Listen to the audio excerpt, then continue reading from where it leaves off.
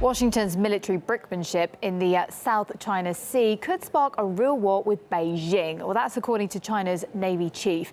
The warning came after an American warship passed through disputed waters, which Beijing claims is their own. China has built several artificial islands in the Spratly Archipelago. The area is also contested by the Philippines, though, as well, which is closely allied with Washington. And the US has already rejected Beijing's claims to the disputed waters. Well, let's get more insight from China-based writer Brendan O'Reilly to talk about this.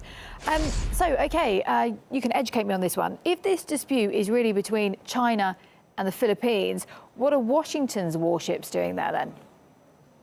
Well, according to the U.S. government, the stated reason of the American military patrols in the region is to ensure freedom of navigation in the disputed maritime region.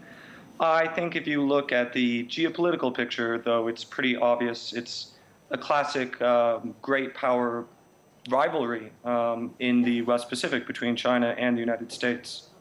But surely neither side wants a war. Do you think that America will continue to push?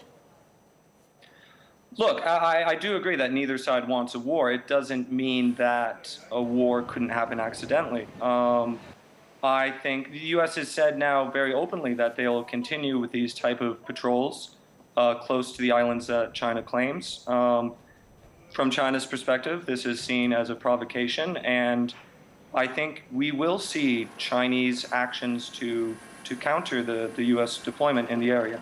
So you do think that there could be open fire in these disputed waters? I think it's still unlikely. I think it's still very unlikely. And I think people, when we're looking at the situation, we should remember that no one's actually died in this dispute since the early 1990s. There were some clashes between China and Vietnam. Of course, you can't completely rule it out. And I think the U.S. patrols in the region do make the possibility of open conflict slightly more likely.